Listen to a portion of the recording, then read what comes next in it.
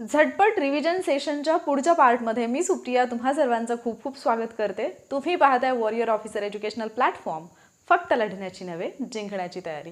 So आजच्या सेशनमध्ये आपण पाहणार आहोत जागतिक शांतता निर्देशांक 2025 हा अहवाल पाहण्याचं कारण म्हणजे आत्ता रिसेंटली झालेली जी राज्यसेवा पूर्वपरीक्षा आहे त्या पूर्वपरीक्षेमध्ये आयोगाने 2024चा जागतिक शांतता निर्देशांक जो आहे त्याच्यामधले 4 देश दिलेले आणि त्यांची क्रमवारी लावा असा प्रश्न विचारलेला होता। सो करंट अफेअर्समध्ये हा प्रश्न तुम्हाला कंबाइंड ग्रुप बी आणि कंबाइंड ग्रुप सी मध्ये विचारला जाऊ शकतो।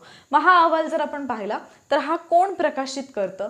Institute for economics and peace, ज्याला IEP असं म्हटलं जातं, ही संस्था जी आहे ती जागतिक शांतता अहवाल जो आहे तो प्रकाशित करत असते। 2007 पासून हा अहवाल प्रकाशित केला जातोय। एकूण 163 देशांमध्ये भारताचा क्रमांक जर पाहिला आपण तर तो 115वा क्रमांकाचा भारत हा देश आहे।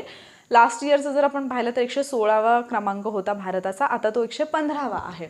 पहिले 3 देश जर पाहिले आपण तर आइसलँड, आयर्लंड आणि न्यूझीलंड हे पहिले 3 देश आहेत आणि शेवटचे 3 देश जर आपण पाहिले तर रशिया, युक्रेन आणि सुदान।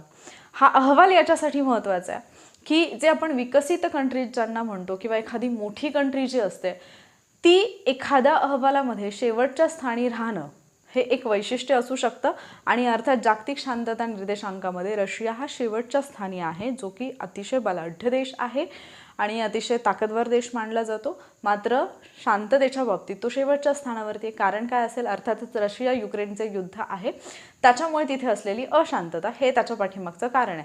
मग हा अहवाल आपल्याला लक्षात ठेवायचा आहे तर जागतिक शांतता अहवाल पहिले 3 देश तुम्ही लक्षात कसे ठेवू शकतात?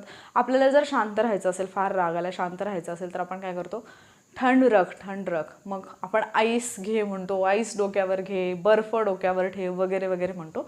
सो आइसलँड शांत राहण्यासाठी आईस गरजेचा असतो। इथे मात्र आईस सोबत आपल्याला आईची पण गरज आहे, कारण आपली आई असेल तर आपण शांत होतो। आईस आणि आई आणि त्याच्यानंतर मग येतो तिसरा म्हणजे न्यूझीलंड। ठीक आहे, सो तुम्ही असं लक्षात ठेवू शकता की शांत हो म्हणते आई, म्हणते की आईस घे, शांत हो, आईस आई आणि न्यूझीलंडला जा असं आई म्हणते। असं कसंही लक्षात ठेवा, न्यूझीलंड लक्षात ठेवू शकता तुम्ही। शेवटच्या देशांमध्ये रशिया तर आहे, युक्रेन सुद्धा आहे। रशिया आहे का? कारण तिथे युद्ध आहे। युक्रेन सुद्धा आहे, युक्रेन आणि सुद्धा म्हणजे सुदान। भारताचा क्रमांक 115वा आहे। ठीक आहे, आय होप हे लेक्चर तुम्हाला आवडलं असेल, हा निर्देशांक तुमचा पाठ झाला असेल।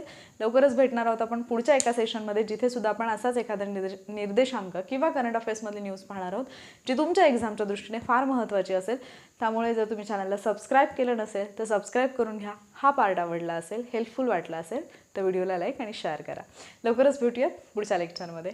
थँक्यू।